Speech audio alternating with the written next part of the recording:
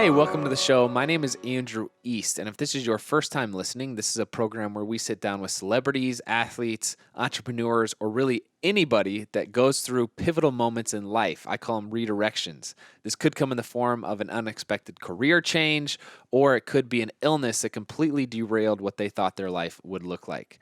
The reason I wanted to start this show is because that's been the story of my life. I graduated from Vanderbilt and got picked up by the NFL, which in and of itself was an unexpected event.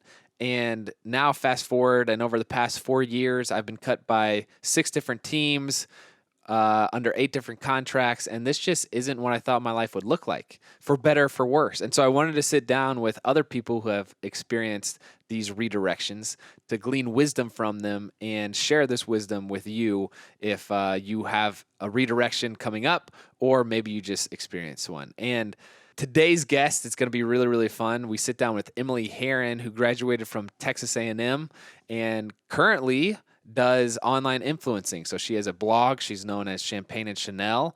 You may be familiar with her. She does fashion, health, and beauty. She does a great job with it. And we talk about how she got into this new industry of being an influencer and how she has found success in growing what she does. She has some awesome advice. Today's episode is brought to you by BetterHelp. If you didn't know, May is Mental Health Awareness Month, and I personally think that it is so important and valuable to openly discuss mental health issues.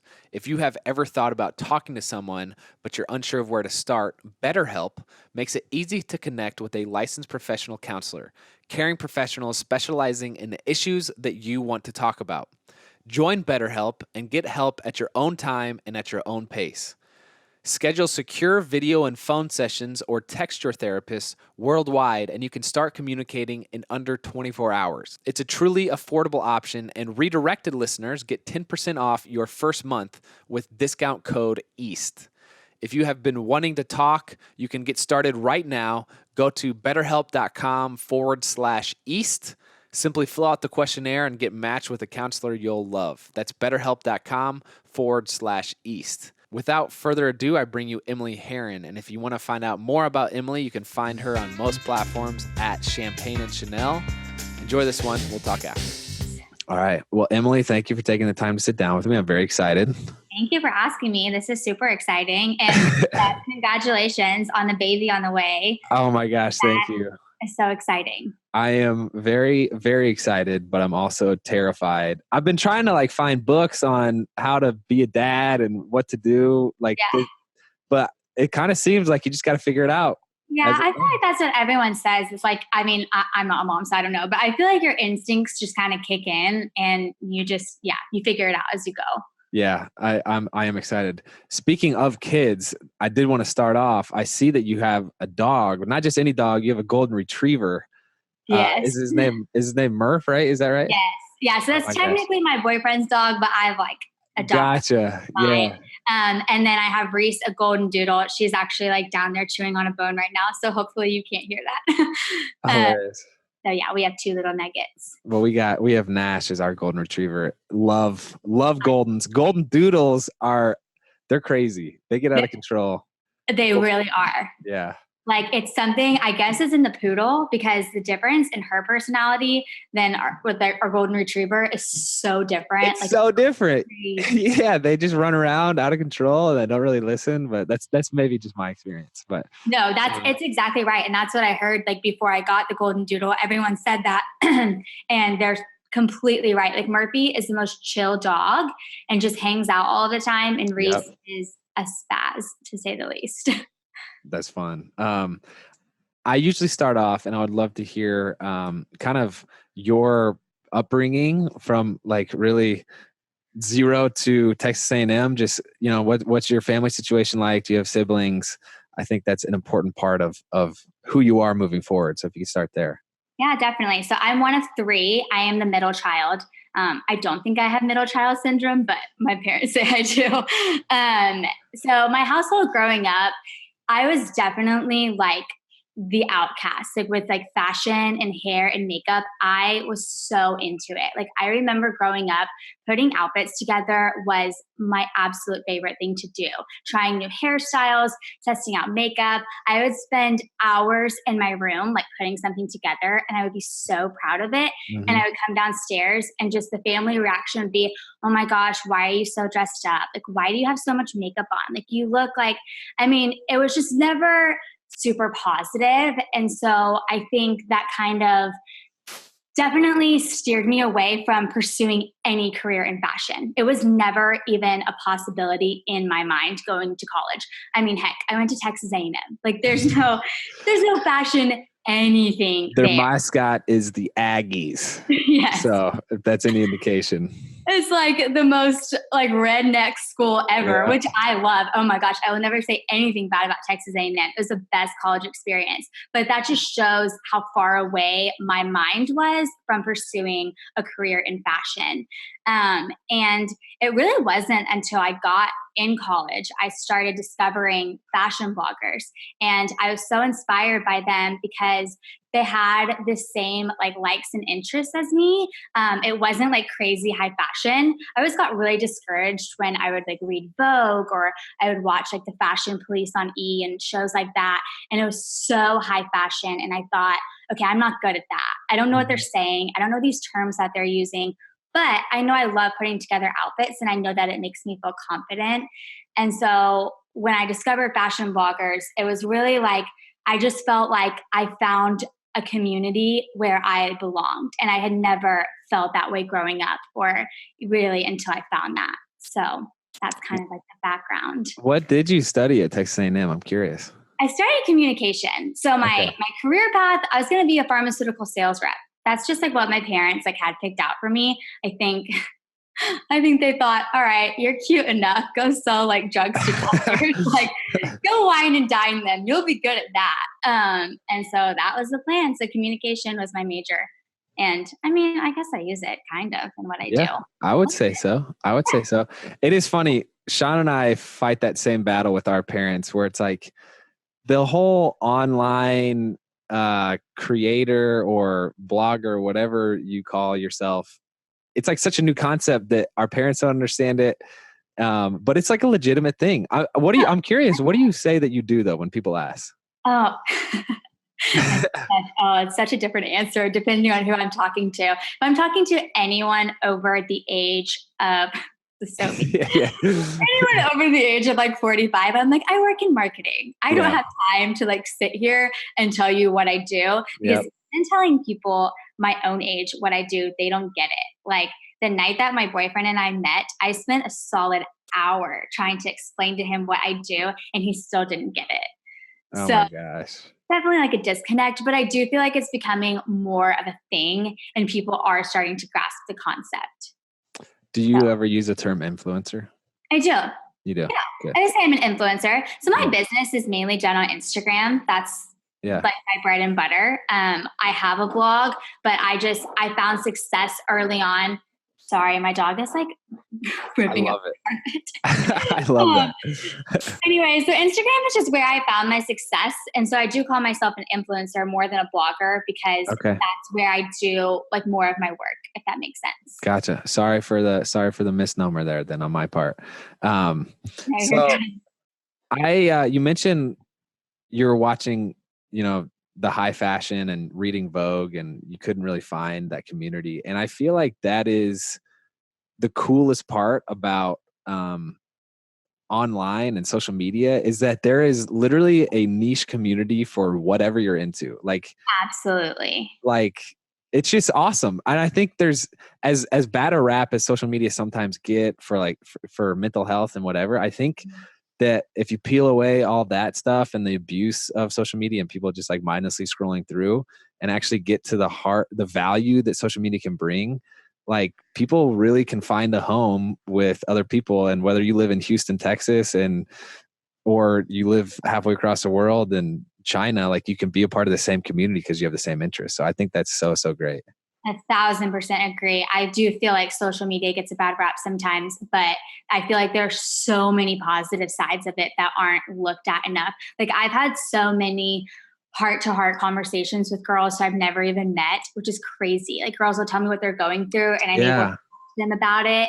And I'm really open about sharing my faith on Instagram, and I'll recommend faith-based podcasts, and I'll get girls message me saying, oh my goodness, I really needed to hear this tonight. So thank you. And so I think God has such like a bigger plan for social media than we realize. 100%. And it does, I feel like, take time to work through and really tap into using it correctly. I mean, for the first year that Shawn and I were like making videos and whatever, DMs, like we just didn't waste our time on it. But then now that's like where I spend all my time on Instagram is replying to people and messages. Cause it's like, wow, these people actually care and they share, people, this podcast is kind of about people who have had interesting career pivots. And so I've had people DM me and say, hey, I quit my job today because of what you said. And I'm like, oh, I don't know if I'm ready for that responsibility, but it's good to know that people, or I think it's important to realize that people do listen. And you being so vocal about your faith is amazing. I am curious, has there been any pushback on that though? No. I have never had a negative message about it. And if I ever did, I really don't, it would never discourage me for like continuing to share my faith, because that's, I mean, at the end of the day, like that's what I live for. And so if I lost 300,000 followers tomorrow because they said, I don't want to follow someone who follows Jesus, I would say, great. Like that's not going to affect what I do ever. Yeah. Wow. That's great. Do you think that, were you raised in like a pretty conservative household, conservative Christian? Mm-hmm. Do you think that factored into them not being able to fully celebrate your fashion and your makeup and how you did all that? Maybe. I definitely think materialism has something to do with that. Churches obviously preach against that, which I totally get. You don't take anything with you when you go. And that's not the point of us here, like on earth. But I think as long as you're not prioritizing materialistic things above the most important things in life, I don't think they're a bad thing. If a nice outfit gives you like a boost of confidence and you feel great going on a first date, that's awesome. Why should that be, that shouldn't be something that people look at negatively. Or makeup. If you really enjoy putting on makeup and it's like artistic to you and you're able to kind of, that's just how you, what's the word I'm looking for? Express yourself. Express yourself, get out your creativity. Yeah. That's amazing. I don't think that anyone, should dog on you for that. So I do think like the materialistic side is probably an issue my parents had. They made several comments. You're just trying to shop all the time. Like that was, and I'm like, it's so funny because now like shopping is like not even like the fun part of my job. Like, yeah, it's awesome. I get to wear new clothes all the time, but it's actually kind of tiring after a while.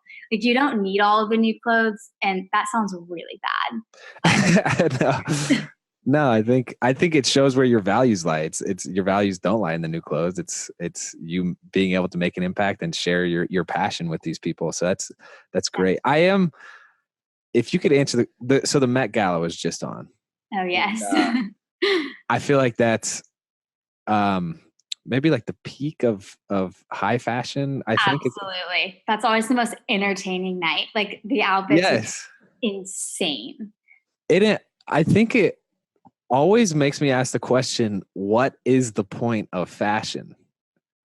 Like because there's some ridiculous outfits, and at first glance I'm like, this is dumb. I don't know what these people are thinking. Wearing a chandelier. Like, what the heck is going on? But it challenges you to think about, okay, well, what the heck is fashion? And I'm curious to hear you hear you answer that question. What is fashion to you? That's a good question. I don't even think anyone's ever asked me that. I really think it is just like an artistic expression, like how you're feeling, obviously the Met Gala is just a whole nother level. That's something I don't really know what they're going for. Like Casey Musgraves as a Barbie. That's awesome. I loved her outfit. I thought it was super creative. But as far as like fashion for just like the everyday girl, I think it really is just about what makes them feel the best, like their best version of themselves. You know, Yeah. if the best version of yourself is in workout gear, great. That's your fashion. You do you. If the best version of yourself is a ball gown, like again, you do you. I hate Yeah. how people will like kind of dog on others for how they view, like their sense of fashion, if that makes sense. Yeah, yeah. Well, to give credit to you, I didn't appreciate fashion as a way to build confidence until actually like 6 months ago. Shawn and I took a trip to New York, and she wanted to make it like a shopping trip, which just sounded like the worst thing to me ever. It's like you're You gonna go totally vacate. lie. Yeah. But then she had me try on like this New York, it was like a very New York style coat where it was like a built-in vest, and it was not a trench coach, but I'll use the Similar word enough. trench coat. Yeah. Um, and I put that thing on, and Shawn's reaction to it was like, "We're buying that. You look amazing in it." And because I think that was her reaction to it, every time I put it on, I feel like a boss. Yeah. And so I was actually just talking to my teammates about, what are some ways that when you're not feeling confident, you can rebuild confidence. And one of the things that came up multiple times was like what you wear. And Yeah. like, dress for success is such a cliche, but I for the first time experienced that. And I just want to give you credit because you inspiring people to find whatever their fashion is, and you leading people and showing them like, hey, this is what works for me, and maybe you could try it out to have it work for you, is actually really, really important. So keep it up. Thank you. I appreciate that. Yeah. Yeah, It's cool. definitely. I like the term like dress for success. And also like in the business world, I always love the term dress for the job you want, not the job you have. Like Yeah. it's like having that mindset of, always just like wanting to be better than you are like right now, like a better version of yourself. Yeah. And your outward appearance, I think, plays big into that. Absolutely. So the inspiration behind you starting your blog and your social media presence, you said, was because you saw other bloggers doing that. Yeah. At what point did you decide to jump in and actually do it yourself? So it was my senior year of college. And it's so funny because I never had a thought of doing it myself ever. Like it never crossed my mind. And I woke up one morning and it was 1,000%. I said, I'm going to start a fashion blog. And there was no doubt in my mind, which is so like anyone who knows me personally, that is not like me at all. Like I will talk to my mom about it a million times. I'll make a pros and cons list. I'll like write out Yes. I do not do anything just like on a whim. And it was to me such a God moment of him like putting that in my mind, like, you're going to do this. Because when I went to my mom and told her, her first question was, okay, so at what point are you going to quit? And it was very like, Wow. yeah, that was her very first comment. And it's funny because she's actually like worked for me now. And Really? like the tables have turned. So we're doing good now. And we have the best relationship. I never want to say anything negative about my mom, but she just was not supportive in the Yeah. beginning. And I think like God knew that was going to happen. And he gave me that courage and that just drive to do it myself and not really pay attention to what others thought about it. Wow. That's great. I love that story.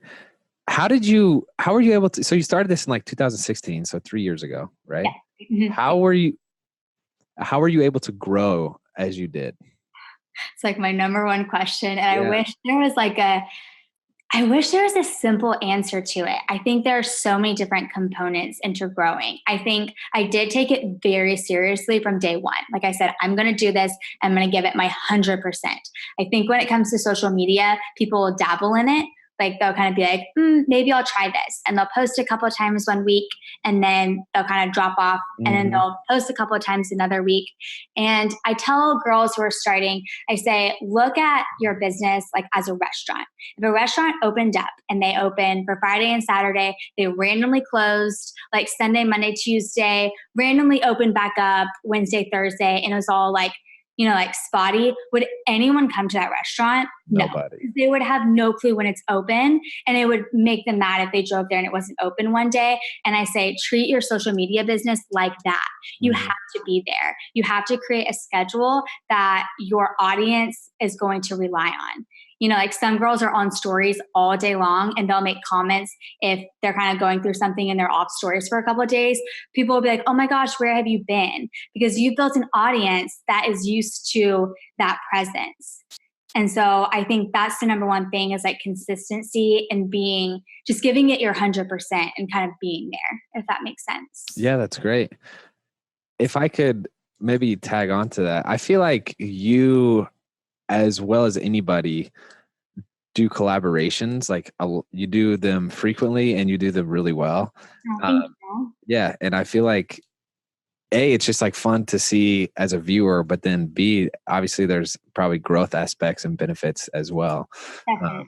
Yeah. So that's, Well, go ahead. in the beginning, it's funny because I mean, back when I had like 5,000 followers, I had nothing. I would go to brands, or not that 5,000 is nothing. Sorry, I should rephrase that. Just like a smaller audience than I do now. But I would go to brands and I was so eager to just get my name out there. I said, listen, I will pay, like I will buy an entire outfit of yours and I'll take a picture and post it if you would repost it on your page. And that's the mindset I had. I was willing to hustle and do whatever it takes. And I think now it's a mindset of never do anything for free. Like your time is always valued and you should never ever do something for free. And I think that's not always true. I think that's why I grew in the beginning was because I knew I didn't have a big audience. I didn't have a lot to offer brands. Yes, I was willing to like take a good photo for them, but that was all really I had to offer. And I was willing to do more of the work to get my name out there. And I think that mentality got me a little bit further than the mentality of I should just get paid immediately. No matter what I do, I should get paid. And I think that's definitely like a no, I can never say that word. Millennial mindset. The sense of entitlement is what you're saying? Yes. Yeah. And I'll probably get backlash for that because I'm definitely dogging on my own generation. And I You know will go what? with my own generation all day long because I think there's so many things about us that I'm like, guys, we need to change. Yeah. Yeah. No, I do think there's maybe a slight form of entitlement, but I think there's a lot of good things about millennials too. I feel like, I agree. But that is something that I have said previously is like you have to have this sense of humility and, as you said, hustle. People ask Shawn and I, like, look, how did you grow your YouTube channel as you did? And it's like, well, Shawn really was humble to say, I might be an Olympic gold medalist, but I'm going to collaborate with this 5-year-old on YouTube because, it's going to be A, fun, and then B, beneficial to what our goals are. And so I think you embody that really, really well. So well done. There is a sense of fame that comes with it, Emily, and I'm curious how you have dealt with that. I don't know, fame. I feel like that's such a weird word. Notoriety, maybe. If anyone like knew me in my day-to-day life, I'm so not like that at all. I mean, it's crazy, like being out somewhere and girls saying, oh my gosh, like, are you Champagne and Chanel? Like, I'm a huge fan. And I'm like, what? Like, what? That's crazy to me. But it's like so much fun. Like just getting to meet people that I would have never gotten to meet without this has been such a cool thing. Yeah, it is. I love it when people stop us on the street and we're able to talk to strangers. Like I just love talking with people, and it's so much fun that now we have a reason to have a conversation kind of. Yeah, definitely. So let's see. The first thing that popped up, I'm curious if you knew this, but when you Google your name, do you know what like the first autofill option is? No, what is it? Emily Herren teeth. And seeing them live, now I get it. I get why they're great. Thank you. I don't know what your toothbrush routine is, but I'm a fan. Keep it up. Thank you. So I'm curious. You graduated from college. Yes. With a communications degree. Your parents wanted you to be a pharmaceutical sales rep. Mm-hmm. Do you ever wish that was the life you were living? Do you? No. No. 1000% no. I wake up every single day. First up, I don't think that my parents really like knew me well enough when they said they wanted me to be a pharmaceutical sales rep, because I have learned more in adulthood that I am an introvert. Like I really thrive like in my alone time, and sales, that's like the complete opposite. Like you really need to be an extrovert at all times. And so like learning myself more, and like, thank goodness, like God had a plan when he was like, not by me not doing that. I wake up every single day and I'm like, how is this my life? I am so thankful. I like don't deserve this, but I don't wish I was doing anything else. What does your daily routine look like?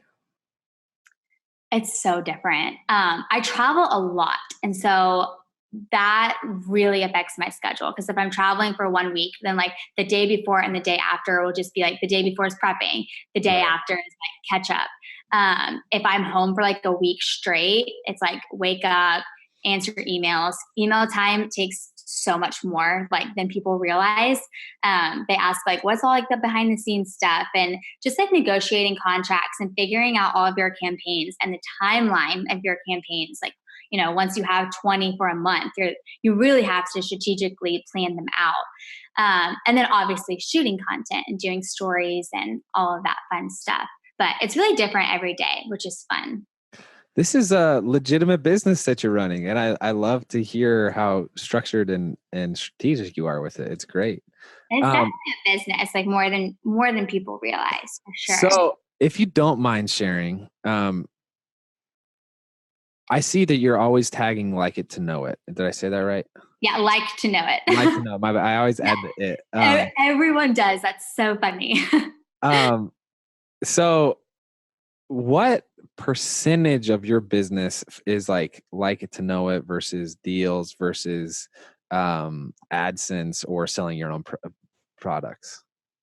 So the main categories of my income, it's like to know it and collaborations. Gotcha. And that has really changed within the past, I would say, couple months. If this interview would have been like 4 months ago, I would have said like 60+% of my income comes from to know it, which is trackable links where I'm making commission. But lately my collaborations have gone up like significantly to where I'm definitely making more in that department. Yeah. And brands are really learning like the value of influencers, and they're paying what we are worth, which is amazing. And so that's another reason why that income has gone up. Yeah. I think, to brag on you again, once again to my audience, I think you again do a really good job at, I mean, you said the past 4 months is really when your collaborations have increased.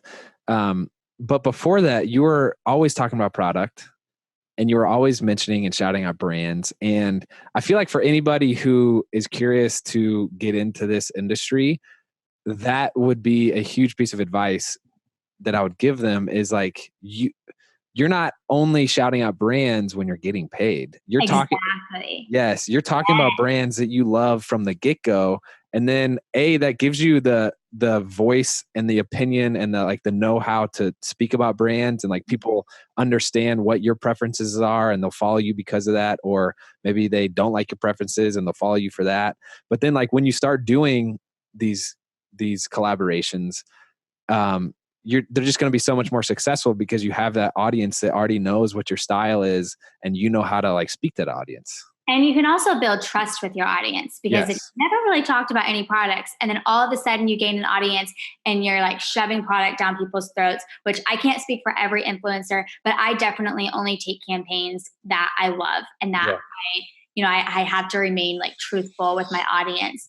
And I'm not gonna lie, I've taken things in the past that I regret. Like I look back at that and I'm like, I shouldn't have done that. But everyone makes mistakes, and you can't like beat yourself up about it. You got to move on. But definitely share things that you love when you're getting paid, and share things that you love when you're not getting paid, because that's how you really build an audience that will trust you. Yeah. Emily, we're about to get into fan questions, but I do want to ask you this first. What are your main sources? Like, what do you most often consume, whether that's like a specific YouTube creator or an Instagram creator? Are there like people that you go to every single day to consume that content, or maybe it's a podcast like you were mentioning before? I listen to podcasts a lot now that my boyfriend lives in Austin and I'm in Houston. It's about a 2.5 hour drive. Nice. And music just gets boring. And so I've been listening to podcasts a lot more lately, but I feel like my go-to, like when I'm getting ready or just like hanging out, is like Insta stories. That's been like my entertainment lately. And those just like play on like a role. So it's so entertaining to me. You just get to see people's like everyday lives. You listen to that on your drives? No, I listen to podcasts on my drives. Oh, gotcha. Sorry. I don't know if I like switch topics there. I like look at Insta stories when I'm getting ready or when I'm just hanging out. That's like my main source of entertainment, like on social media. That's great. What are your favorite podcasts? My favorite one right now, it's like not like interview type podcast, but Crime Junkie. They just like share like crime stories, which is so entertaining to me. I've never really been into that, but I've been really into it lately.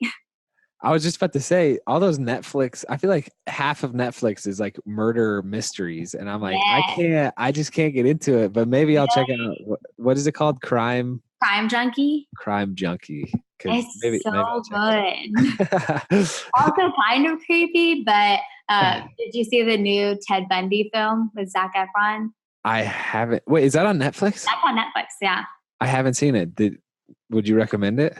I don't know. It was more boring than I thought. They didn't cover like the actual killings at all. They covered all of like the aftermath, which I guess is important too, but not as much drama as I was thinking, if that makes sense. But yeah, I mean, you should watch it. That's good.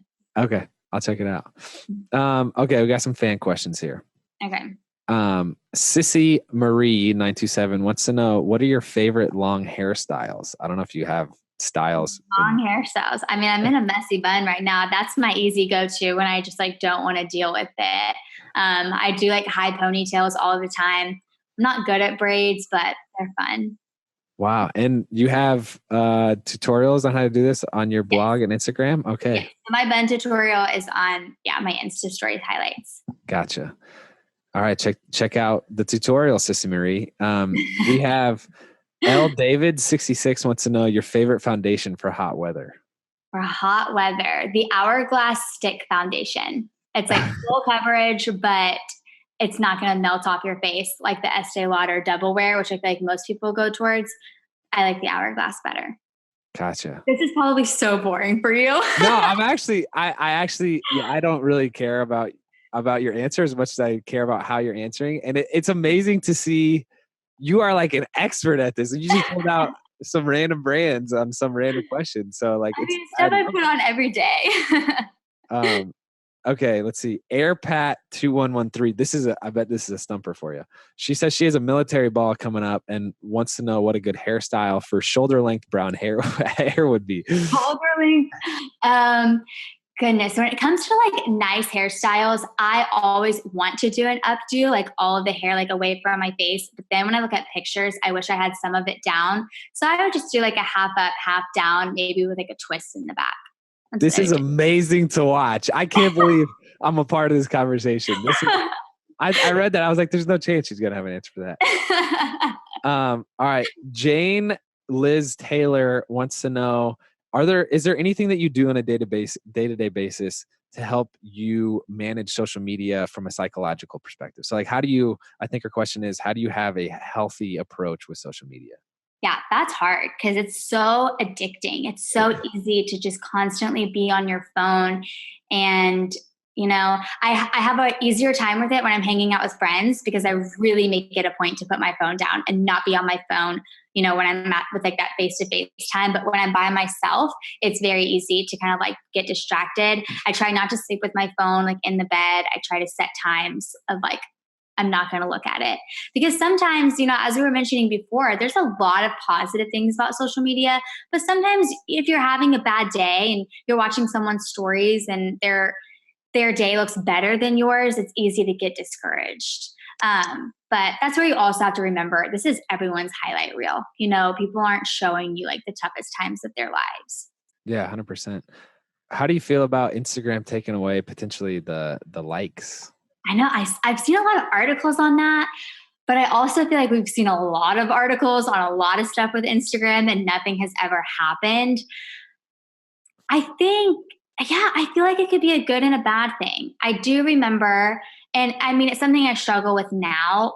From my standpoint, more of brands, like when my engagement is down, I'm like, oh no, I hope a brand will still want to work with me. And it's more of like a business mindset. There's definitely that personal of like, oh my gosh, do people still like me? And that's hard.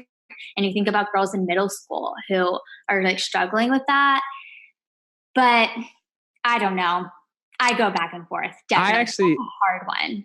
well, here's what I think. Here's my perspective from an influencer, because obviously, like, this is a large part of our business. Like, they just said they're not going to really show it on the feed. So I think the analytics will still have the likes, but it doesn't really affect anything as long as people are engaging. You know what I'm saying? Like, I might not be able to see it, but I don't really see the effect that would have on us as influencers if the back end metrics are still there. Because you can still provide the analytics to brands for sure. Yeah. Just like Insta story views, those aren't public, but you have to send screenshots to brands and like all of that stuff. Yeah. I could see though, if the showing of likes went away, I could see people not really engaging as much because they think if no one sees it, what's the point? And I could see engagement dropping for that reason. But again, from an influencer standpoint and a business standpoint, if everyone's numbers are dropping at the same time, odds are a brand's not going to be like, oh, it's you. You know what I mean? Yeah. No, that's a good point. Yeah. And then to answer the kind of the mental health side of it too, I feel like, again, people misuse social media and they always consume more than they create. And actually I don't know if you've ever visited like these social media platforms headquarters, but Shawn and I went into Instagram headquarters, and literally the first thing, it's cool. It's a good experience. But the first thing they said to us was, make sure that you are creating more than you're consuming. And I think people just totally miss out on that. Yeah. Like it's really important because like that is as we were saying, there's niche communities. And if you're contributing to that by like creating your own content, or like, you know, whether it's you talking to the camera or you making some funny comedy skit, like that's gonna ultimately really build some good things and good habits in you, as opposed to just like mindlessly scrolling through the feed. So I would say that's important as well. I agree. And I think it's also important for people. I feel like most stories that I see, especially like when you're sharing something and talking about something, it's always an influencer. Whenever I see a girlfriend from college or a girlfriend from high school on stories who's not an influencer, I'm always like, oh, like I'm pleasantly surprised, but you just don't see it very much. And I want to encourage like everyone, share your everyday lives. Just because you don't have like a huge audience, you know, just like your close friends and family love to see stuff like that. Like I love seeing what my high school and college friends are up to. Yeah, 100%. Who is your dream person to collaborate with? Dream person to collab. Oh, Chick-fil-A, duh. Oh yeah, I saw that. I can't believe we haven't talked about that. You love Chick-fil-A.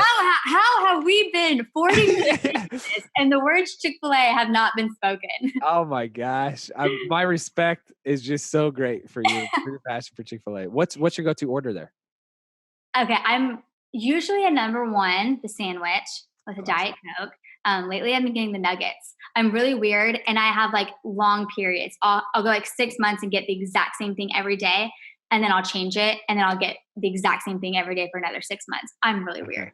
So, is that how you've been with like the new Taylor Swift song? Just listening to it on repeat, or are we not? I have been listening to it. I love that song. I've been to 10 Taylor Swift concerts. Whoa! I'm like a loyal fan, like since 2008. Okay, wow. This is good to know. You heard it here first, folks. Okay, what are the goals that you have for business and life in general at this point? So for the Instagram, I feel like my main goal is for it to just keep evolving with my life. I think that's the cool thing about this business is it's so personal. So I hope I'm able to keep it going with like maybe if I get engaged someday and then married and then having babies. I really want my audience to grow with me and experience those life things with me because I feel like it's really exciting. Business, we like haven't talked about this at all, but me and my best friend who is also a blogger, her husband, we launched an agency for influencers this past January, and our public launch is actually this weekend in Vegas. So I am so excited about that. And so business wise, I can't wait to see like where that goes. Tell me about the agency. So we got the idea. It's so funny. We were sitting at dinner one night and we were talking and we were like, there's a lot of like social media agencies, people who like represent all different kinds of influencers. But we felt like there wasn't an agency who really represented fashion, like just strictly fashion. So my friend signed with an agency who was like really pushing her to sell all these different kinds of products that she wasn't really comfortable with. And we thought there has to be someone who understands like our goal and what we really want to share. And we just found that there wasn't. So this was September. And by January, we had already signed like 3 girls onto the agency. So like when we talked about it, I was like, okay, maybe in like 2020. And he was like, no, now. So he left his corporate job like immediately, doing it full time. And it's been awesome. We have a roster of like 7 girls now who are like really established in the industry. And we already like need to hire on more employees. So wow, this is amazing, Emily. I'm so excited. Thank you. Yeah, it's been good. I do have to say, and we should talk about this more after this interview. Shawn and I have a really, really fun and exciting collaboration planned with Vera Bradley. Oh, that's awesome. I love collabing with them. Well, you have some huge fans over there. That's why I brought it up. And so maybe it's something to explore. But anyway, okay. So 3 takeaways that you have learned over this whole journey, the past 3 years, or even dipping into college. Yeah. I feel like the biggest thing I've learned from this industry, like you're never going to please everyone. And that's so hard because it's so easy to take it personally. But no matter what you do, there's always going to be someone who disapproves and you just can't take it personally and you can't let it get you down, which I feel like is so much easier said than done. It's like something you hear over and over again, but just from like living it every single day, of course, there's like negative comments and things like that. And again, just like to not take it personally. Number 2, I feel like never like take the shortcut.